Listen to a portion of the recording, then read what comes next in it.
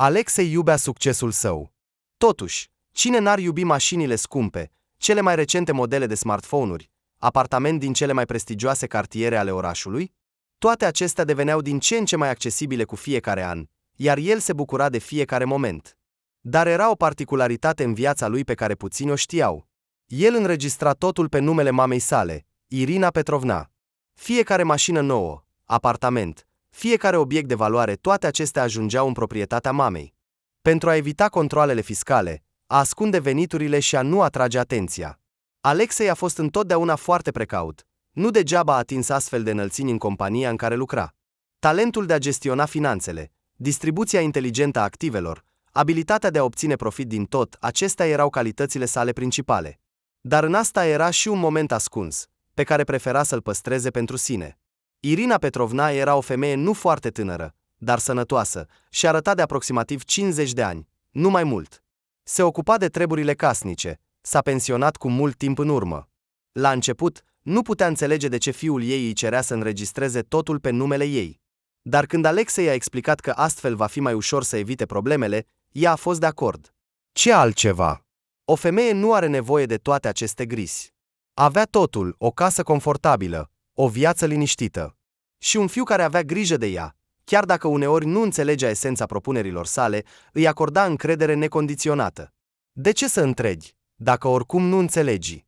Au trecut câțiva ani, iar numele ei a început să apară în diverse registre ca proprietar al mai multor apartamente din centrul orașului, 2 mașini de lux și chiar o iaht privat, pe care fiul ei o folosea vara.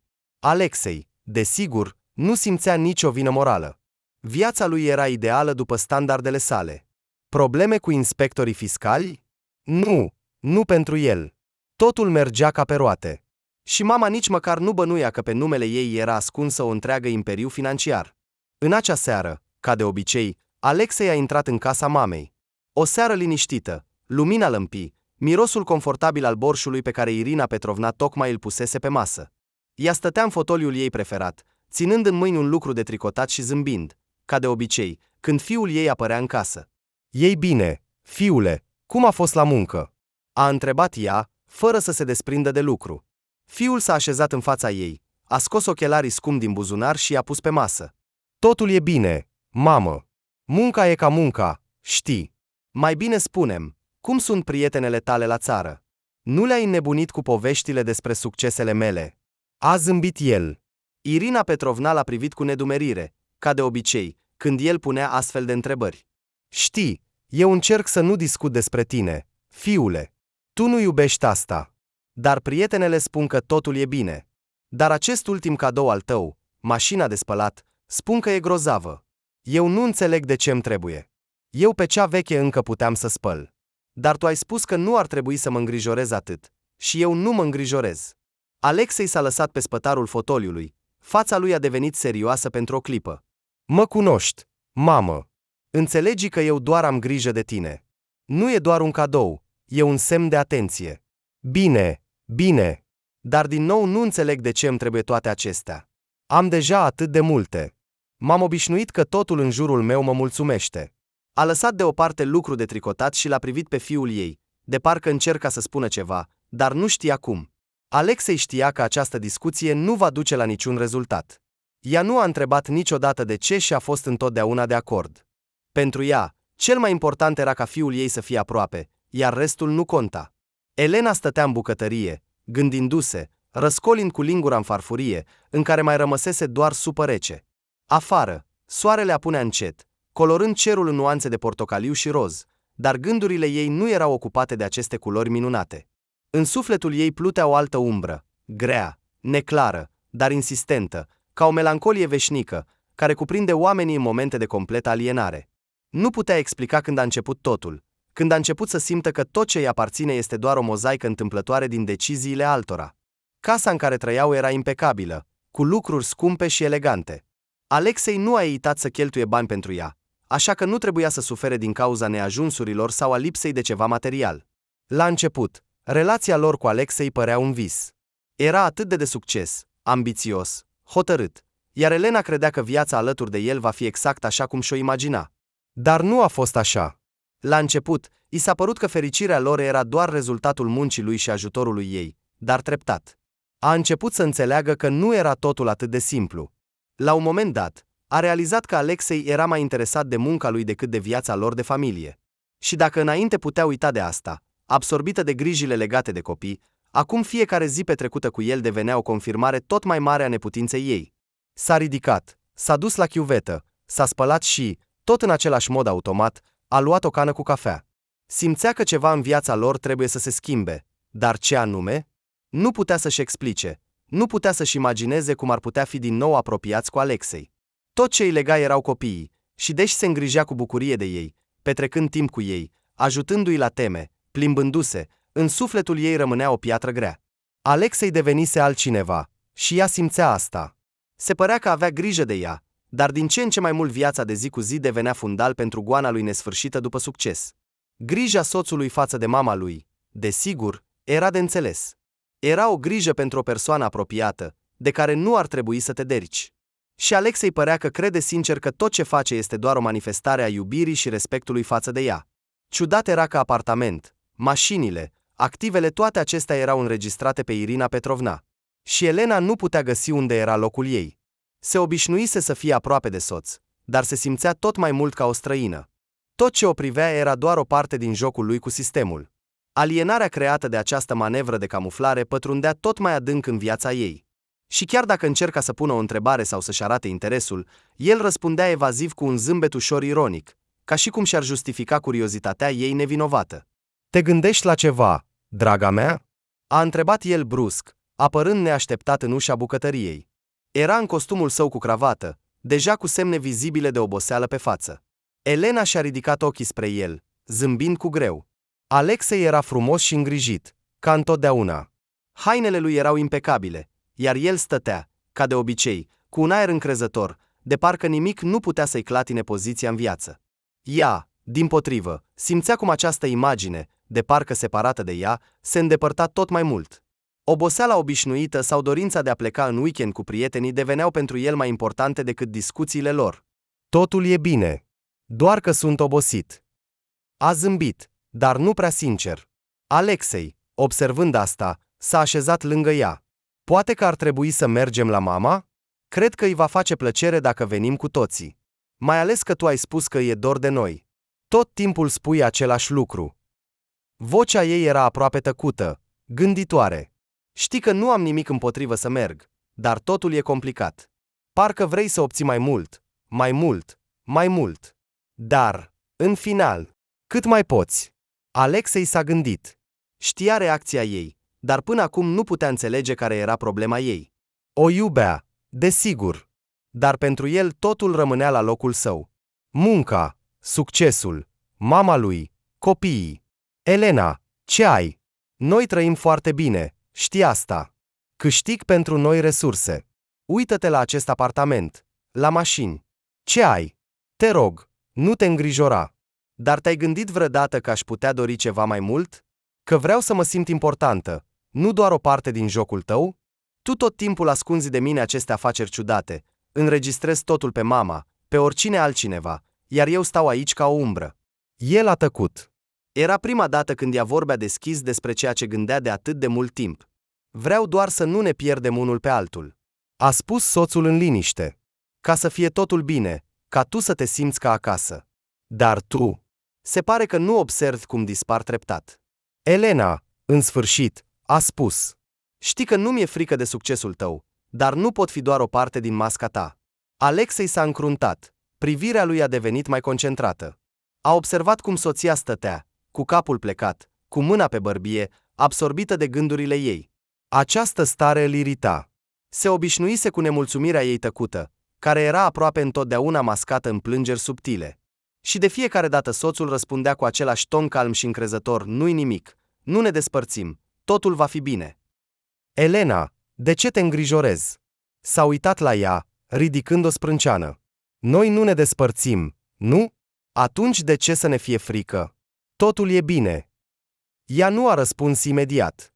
Ridicând privirea spre el, a observat cum fața lui a devenit din nou așa cum o ținea minte din primii ani ai căsniciei lor. Încrezătoare, cu o ușoară notă de nepăsare și acel zâmbet viclean pe care îl purta întotdeauna când dorea să pară că are dreptate, chiar dacă nu era chiar așa. Dar tu înțelegi că e ciudat.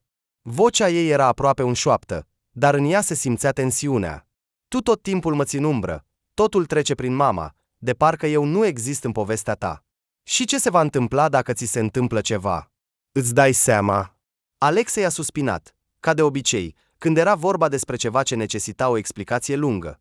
Știa că ea va spune acum ceva de genul: ce se va întâmpla cu creditele, cu ipoteca, cu datoriile, dacă el dispare brusc?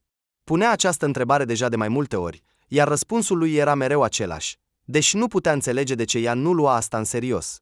Elena, ce ai? Eu nu intenționez să mor. Tu pur și simplu nu înțelegi cum funcționează asta.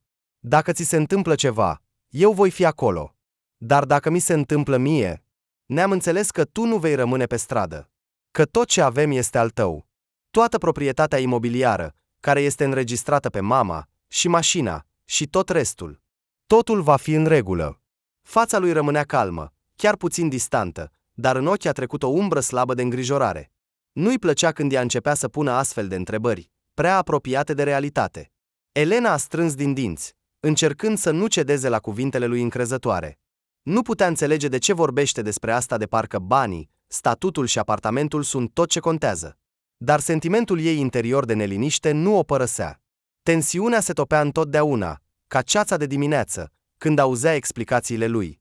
Dar de data aceasta nu a obținut ceea ce dorea. Avea nevoie să simtă că familia lor nu era doar o afacere, nu doar o relație documentată.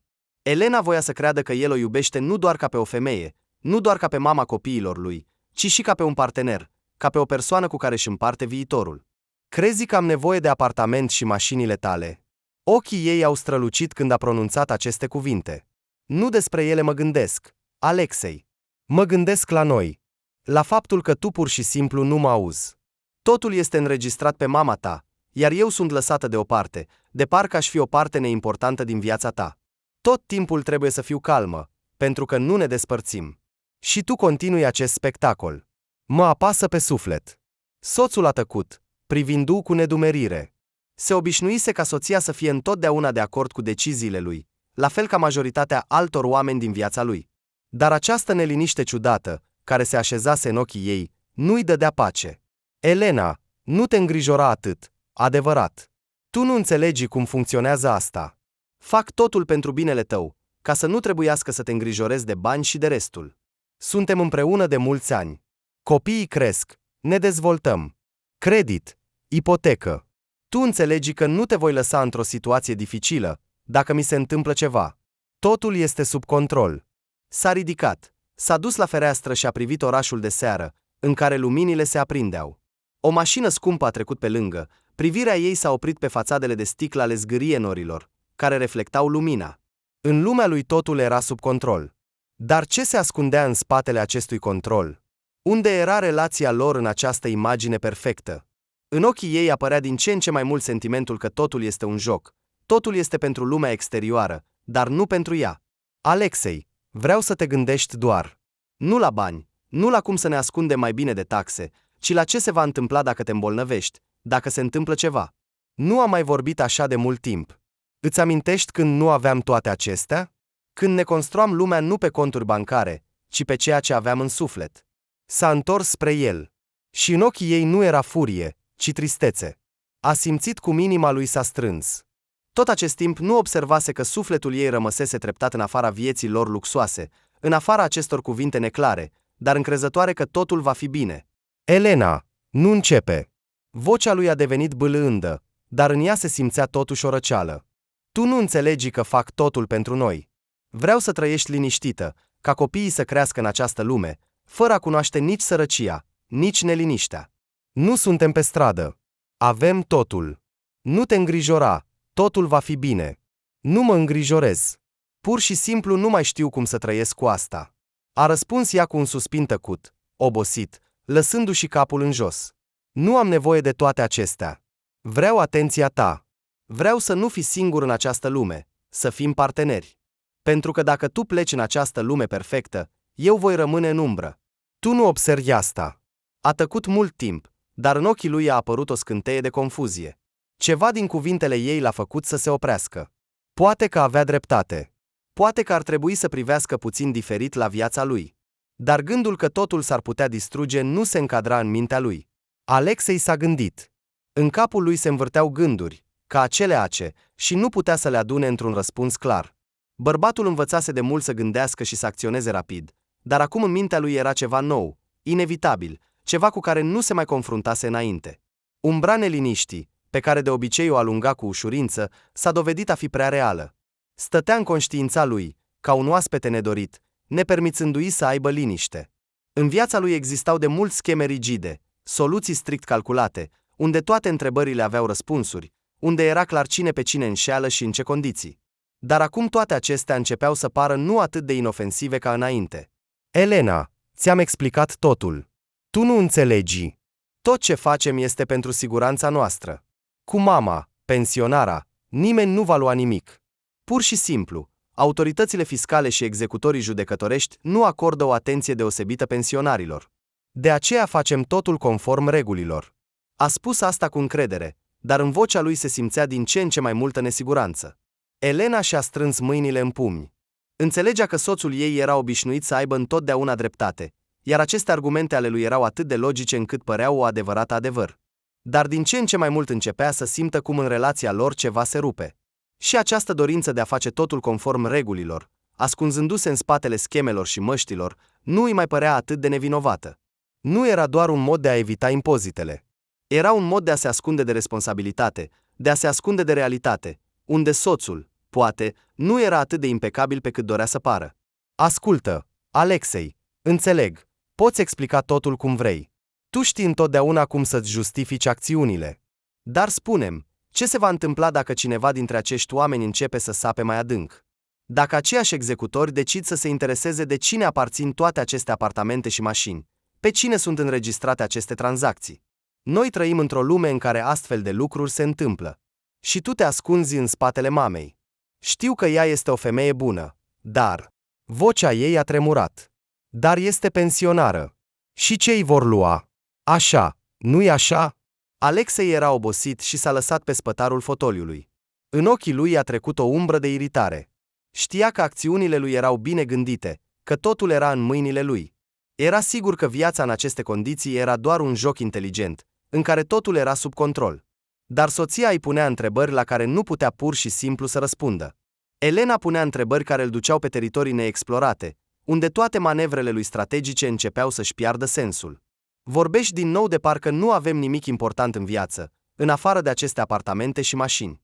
A încercat să zâmbească, dar zâmbetul a ieșit forțat. Elena, ce ai? Noi nu suntem pe marginea sărăciei, nu pierdem totul. Nu înșelăm, ci doar jucăm după regulile noastre. Fac totul ca să nu te îngrijorezi. Vezi cât de bine ne merge, cum cresc copiii, veniturile. De ce să ne îngrijorăm? Dar Elena a simțit cum cuvintele lui, oricât de simple și încrezătoare ar fi fost, îi ofereau din ce în ce mai puțin sentimentul de siguranță. Dimpotrivă, cu fiecare dată devenea tot mai clar că ea și soțul ei se îndreaptă pe aceeași cale, pe care ar putea ajunge în probleme, chiar dacă erau siguri că nimic nu se întâmplă. Chiar nu înțelegi că nu-mi pasă cum înșere autoritățile fiscale sau executorii, a spus ea, ridicând puțin sprâncenele. Tu îți creezi această lume a iluziilor, iar eu pierd din ce în ce mai mult legătura cu realitatea. Tu construiești în jurul nostru această lume sigură, iar eu înțeleg că dacă se întâmplă ceva neașteptat, amândoi ne vom găsi în aceeași mlaștină. Crezi că nimeni nu va observa că totul este în regulă cu tine? Pentru că ai scheme cum să înregistrezi totul pe cine vrei? Dar dacă cineva decide să sape cu adevărat? Ochii ei s-au întâlnit cu ai lui, și el a simțit brusc cum totul s-a oprit în interior. Nu se gândise niciodată serios la asta. Totul părea atât de transparent, atât de inofensiv. Totul era calculat, aranjat, ca un joc bine făcut. Și acum, când ea a ridicat problema executorilor, a autorităților fiscale, a oamenilor care ar putea începe să se intereseze de acțiunile lui, Alexei a simțit cum încrederea lui începe să se topească. Elena, nu ai dreptate. Probabil nu înțelegi cum funcționează asta. El nu mai era atât de sigur ca înainte. Și nu ascund nimic rău de tine. Vreau doar să ne protejez. Dacă ai ști cât de important este. Nu este doar o schemă, este siguranța pentru tine și copii. Soția a dat din cap, dar ochii ei erau plini de supărare și alienare. Încerca să înțeleagă de ce el nu observă cum protecția lui față de lume devine închisoarea ei. De ce nu vede că fricile lui și necesitatea de a se ascunde în spatele schemelor distrug nu doar sufletul lui, ci și relația lor? Aceste întrebări simple despre taxe și executori au devenit acum ceva mai mult. Au devenit întrebări despre cum trăiesc ei împreună, cum afectează totul viitorul lor. Vorbești despre siguranță, iar eu vorbesc despre realitate. Alexei. Vocea ei era tăcută, dar plină de hotărâre. Nu vei putea să te ascunzi mereu în spatele mamei pensionare. Nu vei putea să te justifici mereu că totul este făcut pentru noi. Ce se va întâmpla în ziua în care totul nu va funcționa? Ce vom face atunci? El nu a răspuns. Și în acest tăcere era o frică pe care Alexei nu o recunoscuse niciodată. Când Alexei s-a întors acasă în acea seară, fața lui era așa cum soția nu o mai văzuse de mult, sumbră și posomorâtă. De obicei, soțul intra în casă cu încredere, de parcă radia o lumină, dar astăzi era tern, iar pașii păreau să se afunde într-o greutate invizibilă. A scos haina și, fără să acorde atenție întrebărilor ei despre cum a fost ziua, a murmurat ceva neclar, aruncând cu dezamăgire geanta pe scaun. Ce s-a întâmplat? Nu a rezistat Elena. Observase că el era evident deprimat. Alexei s-a așezat din nou la masă, fără să-i întâlnească privirea, și a început, de parcă s-ar fi predat fără luptă. Soră, din nou s-a despărțit, a spus el, vorbind încet fără să-și ridice privirea. Da, și acum va merge cu copiii la mama. Mama nu este încântată, cum înțelegi? Elena a ridicat sprâncenele. Știa bine despre sora lui, Tatiana. Era acea femeie a cărei viață era un vârtej constant de probleme, cu care Alexei adesea își pierdea răbdarea. Fiecare despărțire a ei părea un nou episod dintr-o dramă nesfârșită, iar copiii ei deveneau nu mai mult decât o altă povară pe care toți trebuiau să o suporte. Ce s-a întâmplat din nou? Elena nu putea să-și ascundă surprinderea, dar ea tocmai plecase de la cineva. Da, și din nou. Alexei s-a frecat la tâmple, de parcă ar încerca să scape de durerea care îl strângea. Dar știi ce e și mai rău? Mama nu vrea să locuiască cu ea și copiii. M-a întrebat direct ce să fac și ce ar trebui să-i răspund. Ea a reflectat asupra cuvintelor lui. Elena și-a imaginat cum mama lor, o femeie tăcută și grijulie, acum suferă. Nu putea să o înțeleagă. De fapt, două persoane adulte și doi copii într-o singură casă cu siguranță nu aveau destul loc. Dar, pe de altă parte, Tatiana, ca întotdeauna, folosea asta pentru a scăpa de consecințele acțiunilor sale. Soția a observat că în vocea soțului său se auzea dezamăgire, nu doar din cauza că sora lui din nou nu a reușit să-și construiască o viață personală, ci și din cauza că mama s-a aflat într-o situație dificilă. Te gândești să ajuți? A întrebat ea cu prudență, neștiind cum să formuleze întrebarea. Alexei s-a întors, lăsându-și privirea pe masă.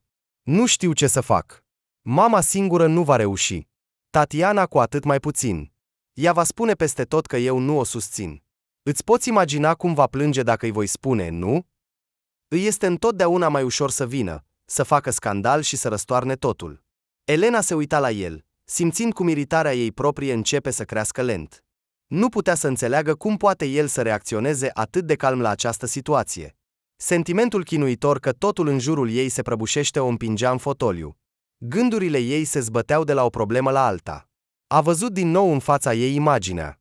Casa lor, care de mult nu mai era un loc de confort, ci o arenă pentru problemele altora, unde o situație se suprapune peste alta, iar ea se simțea din ce în ce mai deprisos. Și ce intenționezi să faci cu asta? A întrebat ea în cele din urmă. Nu știu. A răspuns el din nou, fără să-și ridice privirea. Nu pot promite nimic. Știi că ea caută mereu viața ideală, fără niciun efort. Și iată că din nou a ajuns în necaz. Dar tu? Elena nu s-a putut abține. Tu nu vrei ca ea să locuiască cu noi? Nu, desigur, a răspuns el cu atât de multă iritare, încât Elena s-a mirat. Ne este greu și nu am de gând să o car pe umerii mei. Ce crezi? Elena totuși a întrebat, încercând să înțeleagă cum percepe el cu adevărat această situație. Ce vei face dacă ea totuși vine? Alexei s-a gândit. Soția a observat că privirea lui s-a mai îmbălânzit puțin. Nu știu, a răspuns el. Probabil că voi găsi o soluție. Dar cum să rezolv totul? Nu pot să decid pentru toți. Elena s-a uitat la el, încercând să-i vadă punctul de vedere. Înțelegea că pentru el nu era atât de simplu. Nu era problema ei. Nu era legată de casa lor, de viața lor. Dar acum înțelegea că tot mai multe situații din viața surorii lui începeau să-i tragă și pe ei în acest vârtej din care nu se putea scăpa pur și simplu. Era greu, iar el însuși nu știa cum să găsească o ieșire. Poate ar trebui să vorbim cu ea? A sugerat ea cu neîncredere. Poate că trebuie doar să înțeleagă că nu este singură, dar că nu poți să o susții la nesfârșit, ca și cum nimic altceva în lume nu s-ar mai întâmpla. Alexei a clătinat din cap în tăcere. Nu era pregătit pentru astfel de discuții. În lumea lui, totul se rezolva altfel. Soția a înțeles și a realizat. Situația nu se va termina atât de simplu. Toată săptămâna următoare a simțit cum îngrijorarea ei crește din nou. Irina Petrovna și Tatiana au intrat din nou în viața lor, ca o furtună neașteptată. În plus, sora a venit nu singură, ci cu copii. În ciuda tuturor discuțiilor despre faptul că este temporar, situația a devenit o încercare insuportabilă pentru întreaga familie. Elena observa cu groază cum propriile ei sentimente deveneau din ce în ce mai tensionate, iar lumea ei se strângea din nou într-o cutie mică și sufocantă, din care nu era ieșire. Tatiana a fost întotdeauna în centrul atenției. Ea era cea care provoca scandaluri și șoca pe toată lumea cu acțiunile ei. Ce crezi? Cât va dura totul? Elena a început, dar nu a terminat întrebarea, înțelegând despre ce era vorba. A văzut cum Alexei își strânge pumnii, cum buzele lui erau strânse într-o linie rigidă. În vocea soțului ei se auzea atât de multă durere, dezamăgire și furie, încât Elena a simțit cum un fior i-a trecut pe spate. Ea nu are de gând să plece, a spus el cu amărăciune. Și eu ce ar trebui să fac cu asta? Să o susțin din nou? Nu pot face asta. Știi cum este ea. Elena a dat din cap, înțelegând că Tatiana nu era doar o femeie neliniștită. Era un fel de stigmat pentru toată familia. Sora nu se oprea la un singur bărbat, căuta mereu pe cineva nou, uneori fără să-și dea seama cum distruge nu doar propria viață, ci și viața celor din jurul ei. La fiecare nouă aventură, Tatiana se comporta ca și cum ar fi fost o furtună prelungită. Aceste uragane distrugeau totul în calea lor. Relații, situația financiară, onoare. Adesea dispărea timp de câteva zile, iar când se întorcea, nu uita să le povestească tuturor cât de minunat s-a distrat și că acum are un nou prieten. Când a doua zi dimineața Elena l-a privit din nou pe Alexei, soțul ei părea obosit. Se părea că a pierdut o parte din încrederea cu care rezolva fiecare problemă. În privirea lui era ceva care se schimbase în mod inefabil. Deodată, Alexei, fără să-și ridice privirea, a spus: "Mama a pus un ultimatum. Fie eu închiriez un apartament pentru Tatiana din banii mei, fie ea va vinde casa noastră." Elena, neînțelegând imediat ce a auzit, a ridicat sprâncenele cu nedumerire și l-a privit pe soț ca pe cineva care tocmai a spus ceva complet incredibil. Așteaptă, ești serios? Asta e absurd. De ce tocmai tu trebuie să rezolvi problemele ei? De ce doar tu ești obligat să plătești pentru locuința ei? A exclamat soția, necrezându-și urechile. Alexei a suspinat greu, ca și cum s-ar fi așteptat la această reacție, și a ridicat încet privirea. Nu era supărat. Dimpotrivă, în privirea lui se citea oboseala. Mama a spus că nu poate să închirieze un apartament pentru Tatiana. Nu poate face asta, iar eu, ca fiu cel mare, trebuie să ajut. Fie Tatiana va continua să locuiască cu noi, fie eu trebuie să mă ocup de noua ei locuință. În caz contrar, mama va vinde casa. Elena aproape că a scăpat din mână ceșcuța. S-a uitat la soț, încercând să înțeleagă cât de serioase erau cuvintele lui. De-a lungul anilor de căsnicie, s-a obișnuit să-l vadă pe Alexei ca pe o persoană rațională, judecată. Dar această discuție nu avea nimic de a face cu rațiunea sau logica. Era ceva mai profund, ceva ce îi făcea inima să bată mai repede din cauza iritării și neînțelegerii. Nu putea accepta că viața ei depinde acum de deciziile acestei femei care se comporta mereu ca un copil, fără a-și asuma responsabilitatea pentru acțiunile sale. Ei bine, ce intenționezi să faci? Abia își ținea iritarea în voce. Nu poți permite mamei să vândă casa noastră. De ce tocmai tu? De ce este responsabilitatea ta? Nu poate să te manipuleze așa. Alexei a frecat din nou fruntea, de parcă nu știa ce să spună. Fața lui era distorsionată, ca și cum în interior s-ar fi luptat cu sine și, poate, cu faptul că mama îl punea în astfel de situații. Nu înțelegi, Elena, nu pot pur și simplu să spun nu. Ei sunt rudele mele, dar nu pot să le permit să vândă casa doar pentru ca Tatiana să joace din nou jocurile ei. Și în același timp, trebuie să ajut. Probabil că este ciudat pentru tine, dar nu pot altfel. Elena stătea, încercând să respire și să se calmeze, dar sufletul ei era plin de emoții. În capul ei răsunau întrebări la care nu putea găsi răspuns. Cum a fost posibil să se afle în umbra tuturor acestor conflicte familiale? De ce trebuie să tacă și să îndure toate deciziile luate pe la spatele ei? Nu ceruse să fie parte din asta. Cum te simți când mama îți spune astfel de lucruri? A întrebat soția. Vocea ei era aproape șoptită.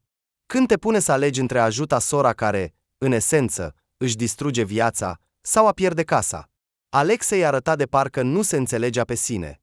Aplecându-și capul, în privirea lui au apărut ecouri de frică. Elena a simțit cum conflictul său interior se transmite și ei. Soțul a trăit tot timpul în această tensiune, ca pe un butoi de pulbere. De fiecare dată când sora intra în viața lui cu o nouă dramă, el era obligat să acționeze, dar acțiunile lui nu mai aduceau ușurare. Era obosit. Simt că nu pot face nimic corect, a răspuns el. Vocea lui era tăcută, în ea se auzea oboseala. Dacă o ajut, voi fi mereu sub controlul ei. Dacă nu o ajut, îmi voi pierde respectul de sine. Mama trăiește deja din pensie, iar sora nu poate să se găsească. Totul este pe umerii mei, Elena. Nu pot să mă întorc cu spatele la ei. Elena a oftat. A înțeles că soțul ei era cu adevărat între două focuri. A simțit o amărăciune. Nu putea înțelege de ce soțul se predă. Nu doar în fața surorii, ci și în fața propriei mame, care îl manipula ca și cum ar fi fost salvatorul ei personal. Și de fiecare dată când o ajuta, viața lui devenea din ce în ce mai tensionată, nervii lui erau la limită. Dar cel mai înfricoșător era că nimeni nu-i spunea suficient. Nici sora, nici mama, nici el însuși. Ea și-a strâns mâinile, încercând să-și recapete controlul asupra emoțiilor sale. Poate că ar trebui să vorbești totuși cu mama? Poate că ar trebui să-i spui pur și simplu că nu mai poți rezolva toate problemele lor? Alexei părea că a fost lovit de această idee. S-a oprit puțin, ca și cum ar încerca să-și înțeleagă cuvintele. Soția știa că aceasta era o decizie grea pentru el. Și indiferent de ce va decide, în acel moment amândoi se aflau deja la o răscruce. Bărbatul s-a uitat la soție, dar privirea lui era goală, de parcă în interiorul lui nu era nimic altceva decât un ocean în furie. Elena stătea în fața lui, toate sentimentele ei fiind la limită. Cuvintele pe care le-a spus au fost un șoc pentru ea, dar știa că totul era inevitabil. Cu fiecare zi viața lor devenea din ce în ce mai mult o victimă a problemelor altora. Înțelegi că nu este doar o casă, spunea Alexei. Vocea lui era strânsă, aproape răgușită. Este viața noastră. Am investit aici toate forțele, toți banii, toți acești ani. Am renovat aici, ne-am integrat în fiecare detaliu. Și acum mama mea spune pur și simplu să vindem. Pur și simplu. De parcă pentru ea nu ar conta. S-a ridicat și a început să umble prin cameră. Elena a simțit cum tensiunea a umplut aerul. Nu mai văzuse soțul atât de agitat. Ochii lui erau plini de furie, pe care nu o mai observase de mult. Era ca o fiară prinsă într-o cușcă, care în orice moment putea să iasă afară. Nu am cheltuit doar bani, Elena, a continuat el, trecând la un ton aproape șoptit, de parcă spera că cuvintele nu vor fi atât de dure. Am investit în asta toată sufletul. Fiecare metru pătrat al acestui loc de locuit este rezultatul muncii mele, timpului meu, eforturilor mele. Și acum, din cauza unei capricii a mamei mele, care nu poate găsi o locuință normală pentru sora ei, totul ar putea dispărea. Elena s-a uitat la el cu o expresie pe față care spunea că înțelege cum se simte, dar în același timp nu putea să nu se simtă parte din această dramă. Nu putea să creadă că viața ei, viața lor, acum depinde de această nebunie. Crezi că nu mă doare? A întrebat ea în șoaptă, privirea ei fiind fermă. Am făcut asta împreună. Am construit această casă, am gândit fiecare detaliu. Nu doar am renovat-o, ci am creat un spațiu pentru familia noastră. Și acum totul este pus în pericol pentru ca sora ta să fie din nou confortabilă. Bărbatul s-a oprit brusc, ca și cum ar fi realizat pentru prima dată că nu este singur în această luptă. S-a frecat la față cu mâna și s-a uitat în jur. Pereții, camerele, iluminatul scump, mobila, totul i s-a părut brusc străin, lipsit de valoare. Tot ce vedea era rezultatul muncii și eforturilor care, în opinia lui, ar putea fi distruse de un singur telefon al mamei sale. Nu înțeleg cum s-a putut întâmpla asta, a șoptit el, încercând să-și adune gândurile într-un întreg. Este totuși casa noastră, Elena. Noi cu copiii trăim aici de atâția ani, și acum cineva poate pur și simplu să vină și să ne o ia. Nu este doar despre bani. Este viața noastră, viitorul nostru. Soția s-a ridicat de pe canapea și s-a apropiat de el. A simțit cum un nod greu se ridica în pieptul ei. Elena voia să-l consoleze, dar cuvintele păreau inefabile. De câte ori au visat împreună la casa lor? Cât timp și efort a fost investit pentru a o face un loc ideal pentru familia lor? Dar acum totul ar putea dispărea din cauza că mama lui pur și simplu nu putea să-și lase fiica să plece. Și Tatiana, această femeie nepăsătoare, fără gris, care se împotmolea mereu în problemele ei, acum putea distruge tot ce au construit cu atâta grijă. Alexei, trebuie să decizi, a spus ea, neștiind ce cuvinte ar fi cele mai potrivite pentru acest moment. Trebuie să înțelegi că nu putem pur și simplu să ne predăm. Nu putem permite să se întâmple asta. Trebuie să vorbești cu mama, să-i explici totul. El s-a întors și s-a uitat la ea cu o expresie de parcă i-ar fi propus imposibilul. Nu înțelegi, Elena, a șoptit el, dacă îi voi spune nu, nu voi pierde doar casa, ci o voi pierde pe ea. Ea nu va ierta niciodată asta. Nu pot fi cel care îi va distruge speranțele. Dar nu trebuie să fii ultima ei speranță, a răspuns Elena în șoaptă. Vocea ei era aproape bâlândă. Noi, de asemenea, avem dreptul la viața noastră, Alexei. Nu putem sta pe loc și să privim cum totul se destramă. În acel moment, în cameră a căzut tăcerea. Alexei s-a oprit. Pe fața lui se putea vedea că înțelege dreptatea cuvintelor ei. Aplecându-și din nou capul, a oftat ușor. Soția s-a apropiat de el, punându-și mâna pe umăr. Amândoi simțeau cât de greu le era să meargă împotriva propriei familii, dar înțelegeau că nu puteau permite ca asta să continue. Viața lor era pe punctul de a se destrăma, iar tot ce au construit era în pericol. Dar în această amenințare era ceva ce puteau schimba. Puteau alege cum să trăiască mai departe. Ai dreptate, Elena, a spus el în cele din urmă, de parcă realizând că în interiorul lui a existat de mult acest răspuns, dar s-a temut să-l recunoască. Nu putem continua în acest fel. Nu pot fi mereu pe locul 2. Noi, tu și copiii noștri, asta contează. Nu putem permite ca cineva să distrugă ceea ce am creat. S-a uitat la ea, iar pe fața lui a apărut un zâmbet slab, dar hotărât. Voi vorbi cu mama. Îi voi explica totul. Trebuie să înțeleagă. Elena a dat din cap, strângându-i mâna. Amândoi știau că va fi greu, dar nu mai puteau trăi subordonându-se deciziilor altora. Și acum, în ciuda furtunii, casa lor, viața lor erau mai importante decât orice. Elena stătea în fotoliu și părea că abia putea crede că în sfârșit a venit acest moment. Simțea o combinație de ușurare și răzbunare, fără a încerca să o ascundă de sine. Soțul ei va înțelege în sfârșit cine stă în spatele tuturor acestor lucruri. Cine l-a manipulat, i-a construit viața după bunul plac, iar el, orb și naiv, o asculta ca pe un înger. Mama, șoptea ea în sinea ei, mama care se preface că îi pasă, dar de fapt doar folosește. De atâtea ori a încercat să-i explice soțului că mama lui nu era atât de sfântă, că de fapt folosește zâmbetul ei binevoitor și privirea plină de milă pentru a-l controla, pentru a-i folosi succesele, banii câștigați, resursele sale. Dar toate încercările ei nu au dus la nimic, pentru că Alexei a fost întotdeauna orb când a venit vorba de familia lui. Prea multă dragoste maternă și consolare, pe care le percepea ca pe ceva sacru. Și acum, când situația a atins un punct critic, soția simțea cum nodul din pieptul ei se strânge treptat, iar amărăciunea se transforma într-un zâmbet amar, dar în același timp satisfăcător.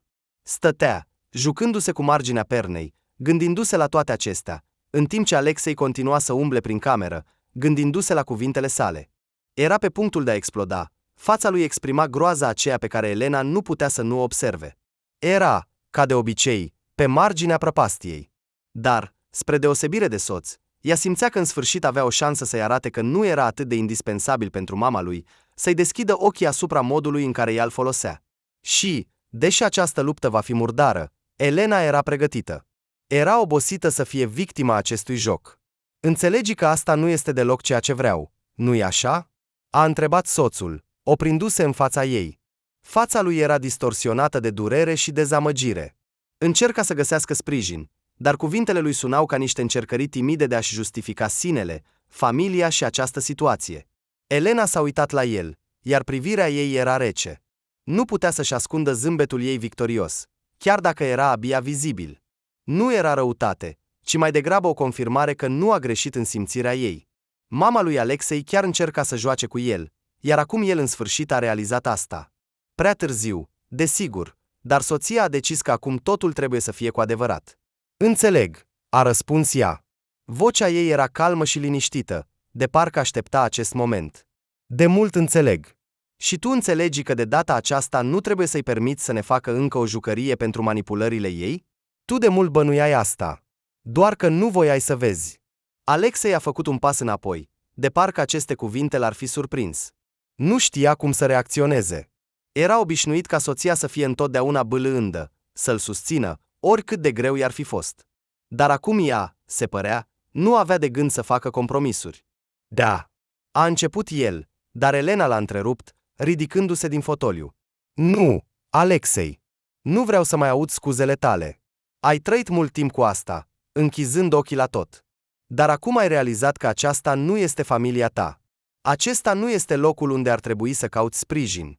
Noi cu copiii suntem deja aici de mult, iar mama ta a continuat să manipuleze, să ne păcălească, și tu nu ai observat nimic. Tu ai spus că nu putem pur și simplu să ne predăm. Și eu sunt de acord cu asta. Dar nu pentru că vreau să salvez această casă, ci pentru că vreau să-ți arăt cine stă cu adevărat în spatele ei. A făcut o pauză. Privirea ei era fermă, dar în ea se simțea oboseala, de parcă totul îi era prea greu. Dar nu mai putea privi cum soțul ei continuă să fie o marionetă în mâinile mamei sale. Te-ai gândit vreodată cum ne manipulează, folosindu-și bunătatea? Sau ești gata să taci, în timp ce ea va decide din nou pentru noi ce să facem cu viața noastră? Alexei și-a aplecat capul. Mâinile îi tremurau. Simțea cum toate visele lui, confortul său, munca sa și familia sa erau în pericol, dar în adâncul sufletului său știa că soția are dreptate. Mama l-a manipulat toată viața, iar chiar și acum, când se afla pe marginea pierderii totului, el era încă legat printr-un fir invizibil de așteptările ei. Crezi că nu înțeleg? A spus el încet, aproape șoptit. Înțeleg tot, Elena. Dar ce pot face? Este mama mea. A fost întotdeauna alături, m-a susținut mereu. Și acum, dacă îi voi spune nu, o voi pierde. Elena a oftat, încurajată de recunoașterea lui. În sfârșit, a început să vadă adevărul. Dar o vei pierde pe noi, Alexei. Vei pierde familia ta, dacă continui așa. Noi cu copiii suntem cei mai importanți și nu poți permite ca ea să-ți distrugă viața din cauza capriciilor surorii tale. El stătea în fața ei, privirea lui era întunecată, iar pe fața lui apărea o umbră de disperare. În adâncul sufletului său, el încă simțea această loialitate față de mamă, această vină pentru că ar fi putut o dezamăgi. Dar acum, privind la soția sa, la ochii ei plini de durere, el înțelegea că trebuie să facă o alegere. Ai dreptate, a spus el, de parcă și-ar fi descoperit ceva important. Nu mai pot fi umbra ei. Trebuie să-mi trăiesc viața. Elena s-a apropiat de el, punându-i mâna pe umăr, și, deși inima ei era încă plină de furie, a simțit că acum, în sfârșit, totul va fi cu adevărat bine. Și în acel moment, în ciuda furtunii, ei și Alexei au devenit o echipă. Elena stătea la volan, strângând cu putere volanul, încercând să-și calmeze respirația. Înțelegea perfect că decizia ei de a merge la soacra pentru a rezolva lucrurile era un joc pe nervi, atât pentru ea, cât și pentru ei. Dar nu mai putea suporta. În minte îi apăreau scenele ultimelor lor discuții cu Alexei. El, ca de obicei, se învârtea în jurul subiectului, încercând să găsească un compromis care, în opinia Elenei, nu exista. Iar ea era pregătită să acționeze. Drumul spre apartamentul soacrei îi se părea deosebit de lung. Fiecare semafor, fiecare pieton o irita până la durere. În cele din urmă, ajungând la vechea clădire cu 2 etaje, a frânat brusc, a apucat geanta și a sărit din mașină. Pe scară o așteptau sunete cunoscute. Vocea Tatianei, murmurând ceva pentru sine și râsul ei strident. Elena a făcut o inspirație adâncă, încercând să-și stăpânească furia, și a apăsat pe sonerie. Cine-i acolo? S-a auzit vocea nemulțumită a Tatianei.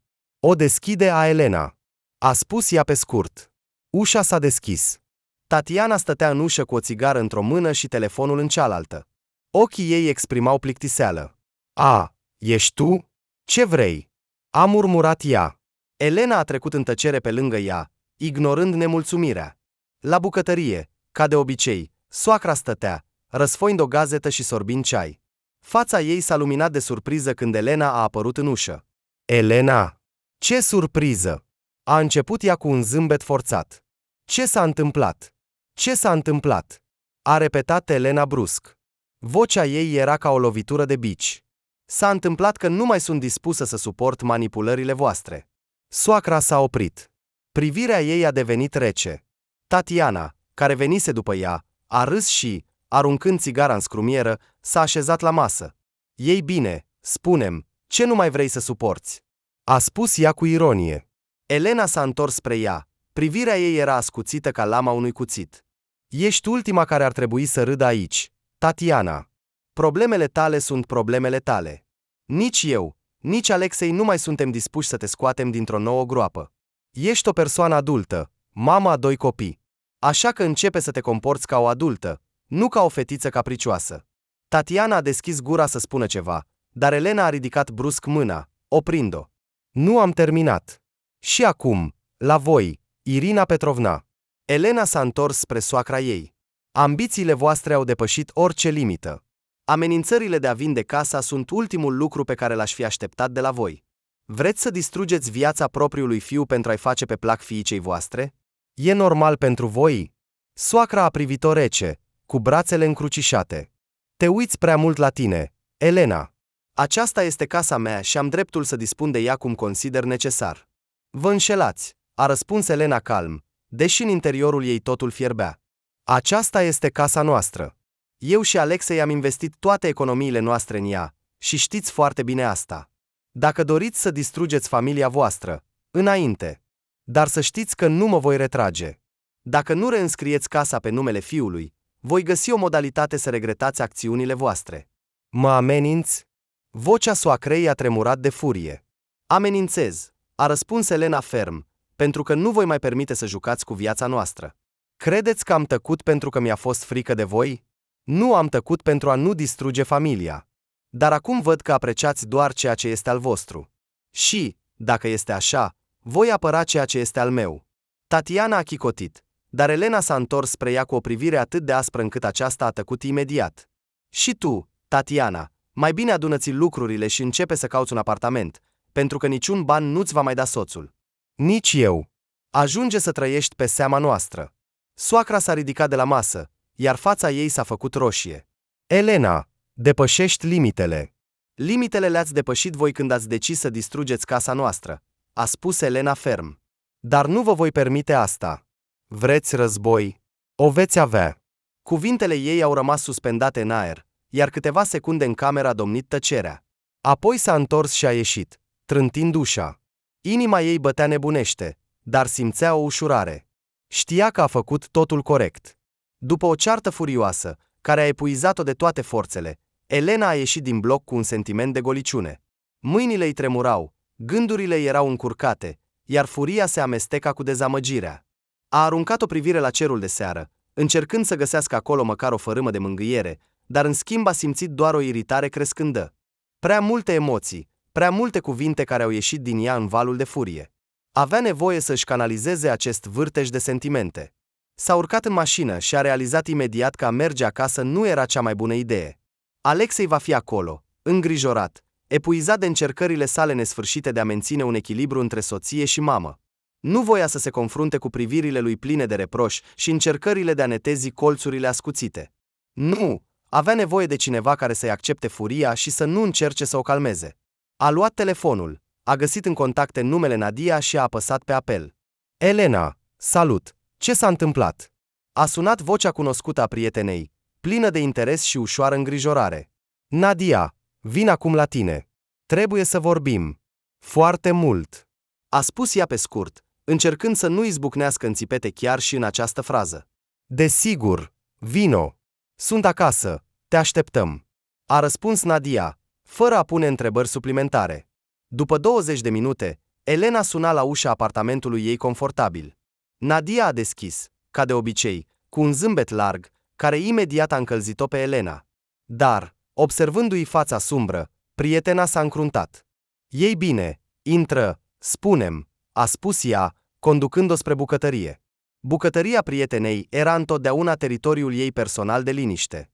Aici se simțea aroma unei plăcinte proaspăt coapte, pe masă erau căni cu desene amuzante, iar pe pereți erau picturi pe care Nadia le-a făcut singură. Elena s-a lăsat pe scaun, a aruncat geanta pe podea și și-a trecut mâna pe față, de parcă ar fi încercat să șteargă oboseala acumulată. Nadia, am crezut că astăzi pur și simplu voi exploda, a început ea, iar vocea ei a cedat. Mă chinuie de câțiva ani, dar astăzi a fost ceva dincolo de limite. Ce a mai făcut? A întrebat cu prudență Nadia, turnând ceai în căni. Ascultă-mă bine. Vrea să vândă casa noastră, pentru care eu și Alexei am dat tot ce aveam, doar ca fiica ei să poată continua să trăiască cum îi place. Nadia a pus cu zgomot ceainicul pe aragaz. A spus asta serios? Mai mult decât atât. Ai fi văzut fața ei când am spus că nu voi permite asta. Nu înțelege deloc că încalcă limitele. Elena a lovit cu pumnul în masă, amintindu-și expresia de dispreț total de pe fața soacrei. Și Alexei ce spune? A întrebat cu prudență Nadia, așezându-se în fața ei. Alexei, ca de obicei, vrea să rezolve totul pașnic. De parcă s-ar putea discuta despre pace cu această femeie. A zâmbit amar. Știi, cred că e timpul să încetezi să mai fii cea care susține mereu încercările lui de a menține echilibrul. Lasă-l să se descurce singur, iar tu ocupă-te de ceea ce este important pentru tine. Nadia s-a uitat la ea cu atenție. Dar cum? Nu pot pur și simplu să mă retrag. Elena a suspinat, privind în cana cu ceai. Nu poți, dar nici nu ești obligată să te sacrifici pentru aceste manipulări. Ai făcut deja mai mult decât ar putea face mulți. Poate că e timpul să te gândești cum să le pui pe toate la punct odată pentru totdeauna. Prietena a tăcut, gândindu-se la cuvintele ei. A simțit cum furia începe să se retragă, făcând loc unei hotărâri reci. Ai dreptate, Nadia. E timpul să schimbăm tactica. Ei bine, pentru început, hai să mâncăm plăcinta. Apoi vom gândi cum să schimbăm lumea. Nadia a dat din ochi, punând pe masă o farfurie cu deliciul aromat. Elena nu s-a putut abține și a zâmbit. Stând în bucătăria prietenei, a simțit pentru prima dată în ziua aceea că are puterea să continue lupta. Au reușit să mănânce fiecare câte o felie de plăcintă, când ușa bucătăriei s-a deschis, iar în cameră a intrat o femeie necunoscută cu un zâmbet ușor pe față. Arăta încrezătoare, purtând un costum strict, cu o coafură îngrijită, iar mâinile ei erau îngrijite, cu un manicură perfectă care se potrivea cu imaginea ei. Elena a aruncat o privire rapidă la ea, apoi și-a îndreptat privirea spre Nadia, așteptând explicații. Oh, am uitat complet. Elena, aceasta este Victoria, prietena mea veche. A venit pentru puțin timp. Victoria, aceasta este Elena, iubita mea. Și, așa să spunem, salvatoarea sufletului, a zâmbit Nadia, arătând cu mâna spre Elena. Foarte plăcut, a dat din cap Victoria, așezându-se la masă. În mișcările ei se simțea o seriozitate care involuntar inspira respect. Elena a dat automat din cap în semn de răspuns, dar a realizat imediat că numele Victoria îi spunea ceva. A încremenit, amintindu-și. Așteaptă. Ești avocat, nu? Nadia ți-a povestit? Da, lucrez în domeniul imobiliar și al dreptului familiei. De ce? Victoria a ridicat ușor sprânceana, examinând-o cu atenție. Așa, doar de curiozitate. A dat din mână Elena, deși în interiorul ei deja se năștea o idee. A schimbat priviri cu Nadia, așteptând sprijinul ei. Prietena a dat ușor din cap, încurajând-o. Elena a suspinat și a început să vorbească. Știi, Victoria, având în vedere că ești aici, am o întrebare pentru tine. Să spunem, o întrebare profesională. Desigur, întreabă. Ea și-a așezat mâinile pe masă, iar în ochii ei a apărut interes. Elena a povestit pe scurt întreaga situație despre soacra, casă, sora soțului și acea amenințare de vânzare. Vorbea repede, uneori întreruptă, dar încerca să nu piardă detalii. Victoria a ascultat în tăcere, doar din când în când dând din cap. Și acum nu știu ce să fac. Eu și soțul am investit tot ce aveam în această casă, iar acum ea vrea să ne arunce afară pentru fiica ei. E legal așa ceva? Elena a terminat și a rămas încremenită, privindu-o pe Victoria. Situația este complicată, dar nu fără speranță. A început încet, gândindu-se la cuvintele ei. Hai să ne lămurim. Casa este înregistrată pe cine? Pe soacră, a răspuns rapid Elena. Asta înseamnă că, din punct de vedere juridic, are dreptul să dispună de ea cum vrea. Victoria a strâns din sprâncene, observând cum fața fetei s-a întunecat. Dar, dacă ați investit cu adevărat în achiziție sau renovare, asta se poate dovedi. Chitanțe, transferuri, documente, aveți ceva păstrat? A meditat un moment, apoi a dat din cap. Da, cu siguranță avem ceva. Am făcut renovarea prin intermediul contractorilor, plata s-a făcut prin bancă. Excelent! Asta poate deveni baza pentru recunoașterea părții voastre în această casă, chiar dacă nu sunteți proprietari. În plus, dacă soțul este înregistrat acolo, asta adaugă și mai multe argumente. Și ce să facem cu asta? A întrebat fata cu speranță. Primul lucru de făcut este să adunați toate documentele. Chitanțe, contracte, extrase de cont. Tot ce poate confirma investițiile voastre. Apoi trebuie să depuneți o cerere în instanță pentru recunoașterea părții voastre. Desigur, acesta nu este un proces rapid, dar aveți șanse. Elena a dat din cap, absorbind informația, dar Victoria nu s-a oprit. O altă opțiune este să încercați să negociați. Uneori, perspectiva unui proces judiciar îi determină pe oameni să facă concesii. Să negociez? Cu soacra mea? A zâmbit amar. Ei bine, atunci rămâne instanța, a răspuns Victoria impasibil. Dar, așa cum am spus, șansele sunt bune. Doar că trebuie să acționați rapid, înainte să vândă casa. Elena s-a uitat la Nadia, care i-a dat din cap cu un zâmbet. Ei bine, te-ai hotărât? A întrebat ea. M-am hotărât, a spus fata ferm. Mulțumesc, Victoria. Nu-ți poți imagina cât de important este pentru mine. Apelează-mă dacă ai nevoie de ceva. Te voi ajuta cum pot. Victoria a zâmbit, dar privirea ei a rămas serioasă. Elena s-a simțit pentru prima dată după mult timp că mâinile ei nu sunt complet legate. Avea un plan și nu se gândea să se retragă. Ei doi, în sfârșit, convenind asupra unei strategii comune, au început să acționeze decisiv. Primul punct al planului era vizita la bancă. De dimineață, Alexei, îmbrăcat în cel mai modest și uzat costum, s-a dus la manager pentru a-i juca un adevărat spectacol despre situația dificilă. Soția l-a condus la ușă cu o încurajare. Cel mai important, nu uita, ești tata 3 copii, ai probleme de sănătate, locul de muncă este în pericol.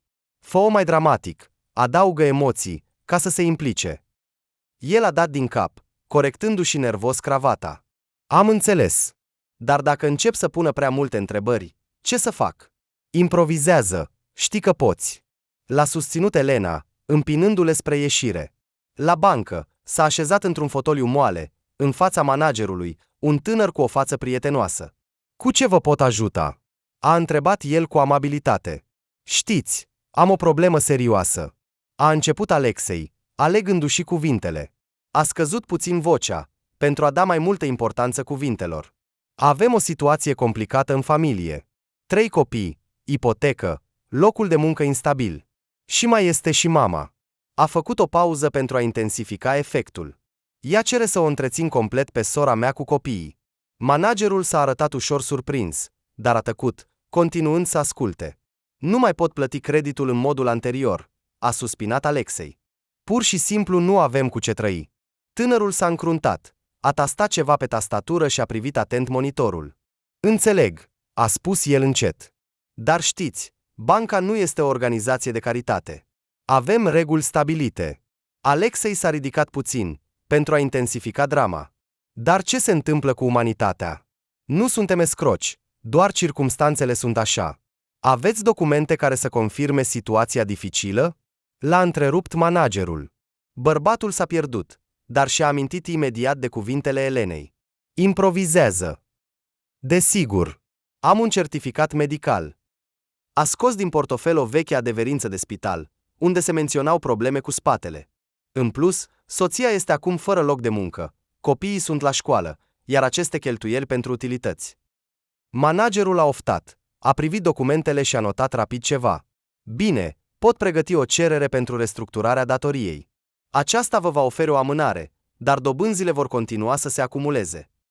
Alexei a dat din cap, încercând să-și ascundă ușurarea. Mulțumesc! Asta e deja o mare ajutor. Între timp, Elena nu stătea acasă, cu mâinile încrucișate.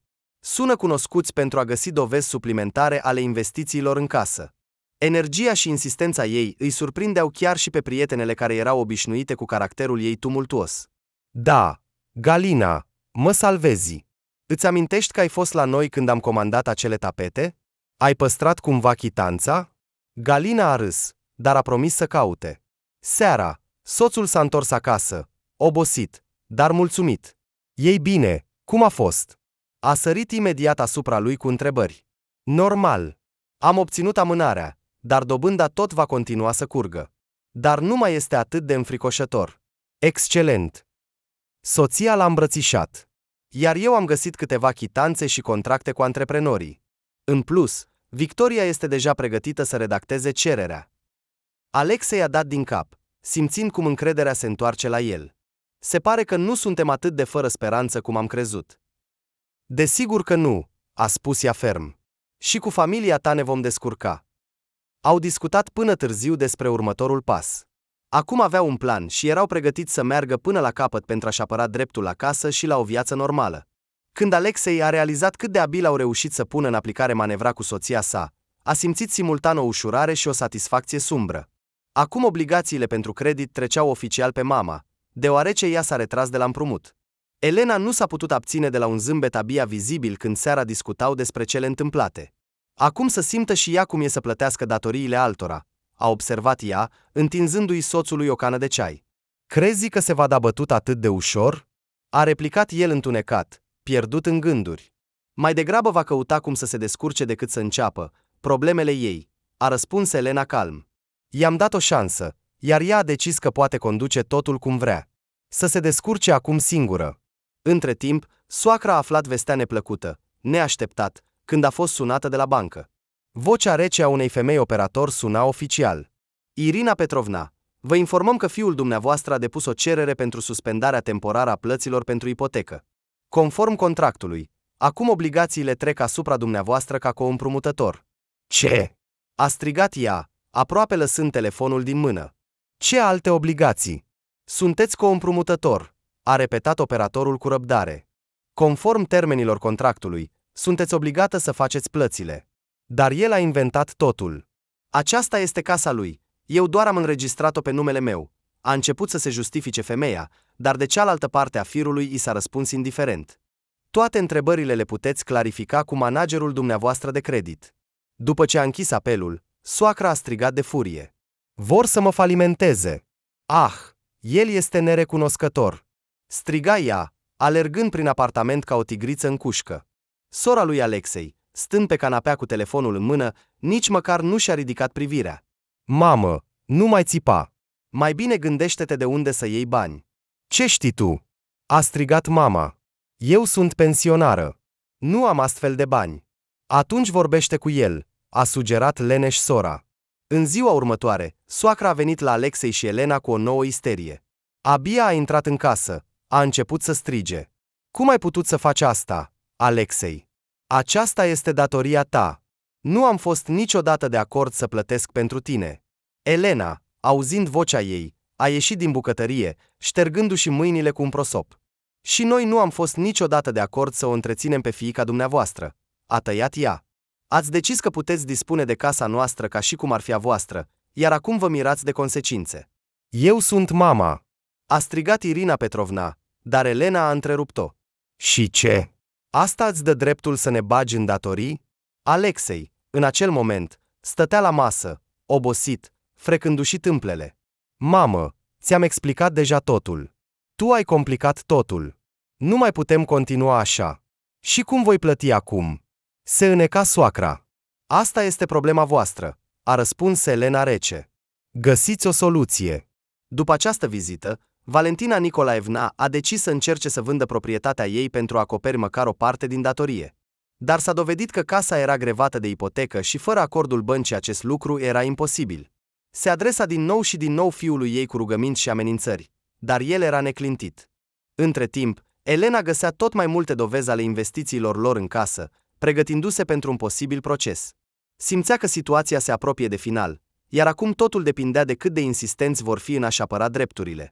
Crezi că se va da bătut? A întrebat Alexei într-o seară înainte de culcare. Nu imediat, a răspuns soția, dar mai devreme sau mai târziu va trebui. Nu are altă opțiune. Și, deși în fața lor se aflau încă multe dispute și neînțelegeri, Elena era sigură că au făcut pasul corect pentru a-și proteja familia și viitorul. Femeia, furioasă, a aruncat telefonul pe masă când a fost sunată pentru a treia oară în acea zi de bancă. Vocea operatorului era rece și indiferentă. Stimată Irina Petrovna, vă reamintim de necesitatea de a efectua plata pentru ipotecă până pe data de 20 a acestei luni. Ce prostie este asta? Acesta nu este creditul meu. Ați înnebunit cu toții? Striga ea în receptor, simțind cum o val de furie îi urcă spre față. Conform contractului, sunteți coîmprumutător, răspundea operatorul cu impasibilitate. După ce a închis apelul, a început să sune panicată fiul, dar în locul vocii obișnuite a lui Alexei, de cealaltă parte a firului a răspuns Elena, iar vocea ei suna vesel, dar controlat. Oh, Irina Petrovna, bună ziua! Ce mai faceți? Unde este Alexei? Soacra a izbucnit, fără a încerca să-și ascundă iritarea. Este ocupat, a spus Elena cu un zâmbet ușor. Dar cred că te pot ajuta. Ce fel de ieșiri sunt acestea? De ce mă sună banca? De ce îmi cer bani? Aceasta este casa voastră, ipoteca voastră. Elena a făcut o pauză, de parcă savura fiecare cuvânt înainte de a răspunde. Dar voi ați decis că casa este a voastră, nu-i așa? Așa că și obligațiile sunt ale voastre. Noi doar ne-am îndeplinit voința. Ai înnebunit? Cum îndrăznești să vorbești așa? Irina Petrovna. Elena și-a îndulcit vocea, dar tocmai din acest motiv suna și mai sarcastic. Ați început voi acest război. Am decis că puteți conduce viața noastră, iar noi vom privi pur și simplu. Ei bine, ce să zicem, luați și semnați. La capătul firului s-a așezat tăcerea. Soacra respira greu, simțind cum îi tremură mâinile de furie și neputință. Credeți că voi lăsa așa? A șoptit ea. Noi nu credem, noi știm, a zâmbit Elena. Dar înainte de a face ceva, îți recomand să studiezi contractul. Acolo sunt multe lucruri interesante, mai ales în secțiunea despre obligațiile coîmprumutătorului. Mama lui Alexei a fost pur și simplu înfuriată. A închis telefonul, dar apelurile de la bancă continuau să vină. Acum trebuia să se gândească la cum să iasă din situație. Între timp, soții au decis să se pregătească pentru posibile contraatacuri. Elena a sunat-o pe noua ei avocată cunoscută pentru a clarifica detaliile despre împărțirea responsabilității. Victoria a confirmat că acțiunile lor sunt complet conforme cu legea. Principalul este să nu cedezi presiunii, o sfătuia ea pe Elena. Ei pot încerca să amenințe, să manipuleze, dar tu ai dreptul tău. Alexei, deși era o persoană bâlândă, a început să vadă în soția sa sprijinul și puterea pe care le-a ignorat înainte. Ai avut dreptate, i-a spus el într-o seară, stând la masa din bucătărie. Trebuia să stabilim limitele de la început. Și nu e prea târziu, a răspuns Elena, privindu-le cu un zâmbet ușor. Principalul este să nu ne retragem acum. Între timp, Irina Petrovna a convocat o întâlnire de urgență a familiei. A decis să discute cu fiica ei despre cum ar putea rezolva această problemă teribilă. M-au înșelat, se plângea ea. Au întors totul cu susul în jos. Mama, a ridicat din umeri Tatiana. Ți-am spus să nu-i atingi, dar tu ai vrut. Ce? Ești de partea lor. A explodat mama. Eu doar nu vreau ca cineva să fie dat afară pe stradă, a răspuns fiica. În cele din urmă, soacra s-a aflat prinsă în capcana propriilor decizii. Fiecare apel de la bancă îi amintea de consecințele acțiunilor sale. Și deși încerca să reziste, puterile ei se stingeau treptat. Irina Petrovna stătea în bucătărie, obosită, privind pe fereastră. Ultimele săptămâni o epuizaseră. Apelurile de la bancă deveniseră regulate, iar acum trebuia să se gândească nu la cum să-l facă pe fiul și nora să plătească, ci la unde să găsească bani pentru următoarea plată. Situația părea fără ieșire. A bătut la ușă. Femeia s-a ridicat cu reluctanță și a deschis. Pe prag stătea Tatiana. O privire obosită, un aspect pierdut. Mamă, de ce e totul din nou așa? A întrebat ea încet, privindu-și ochii. Ce s-a întâmplat?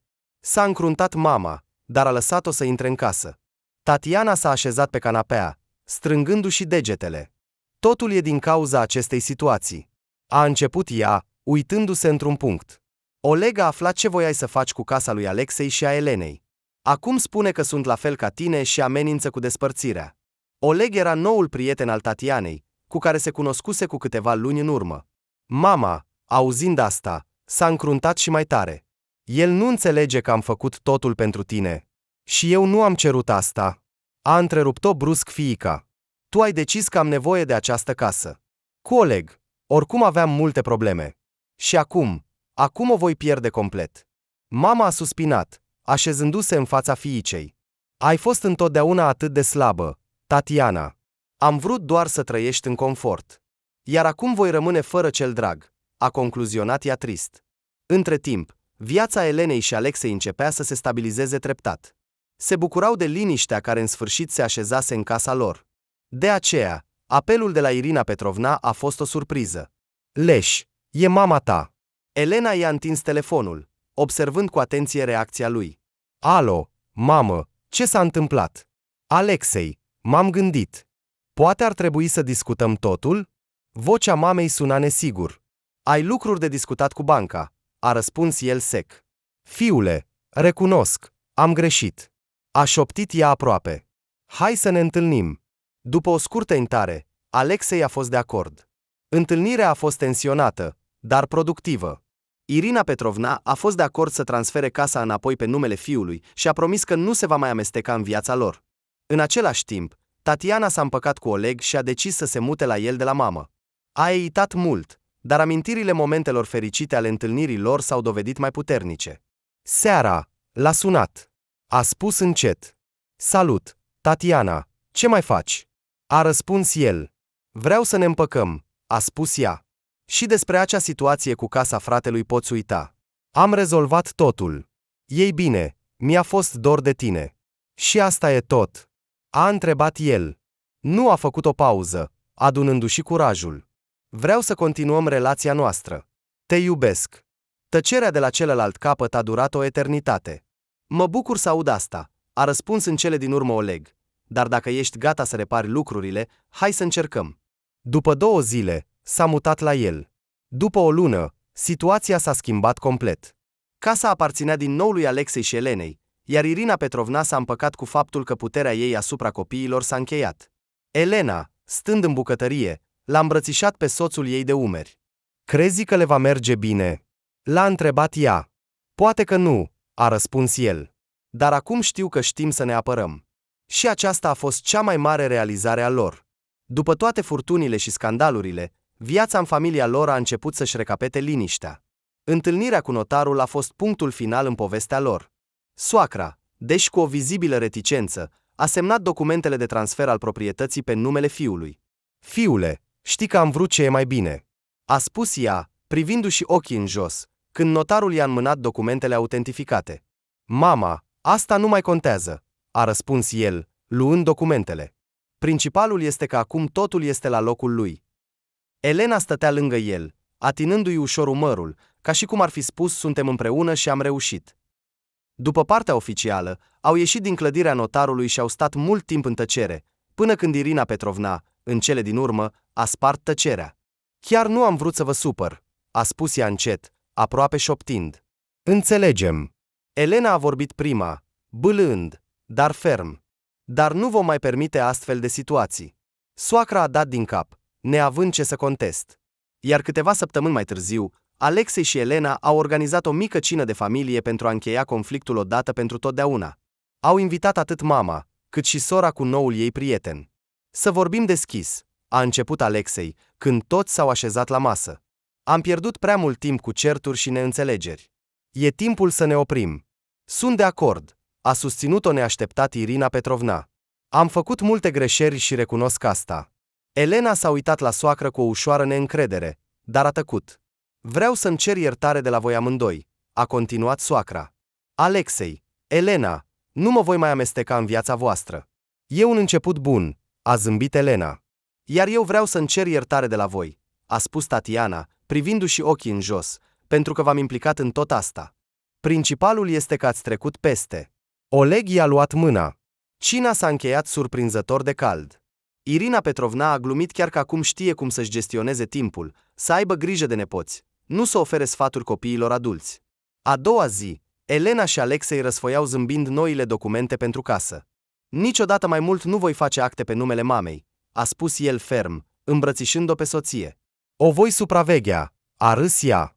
Și deși urmele tensiunii au rămas mult timp în memorie, familia a realizat principalul. A învățat lecțiile și a început să construiască noi relații. Acum aceasta era cu adevărat viața lor, casa lor și regula lor.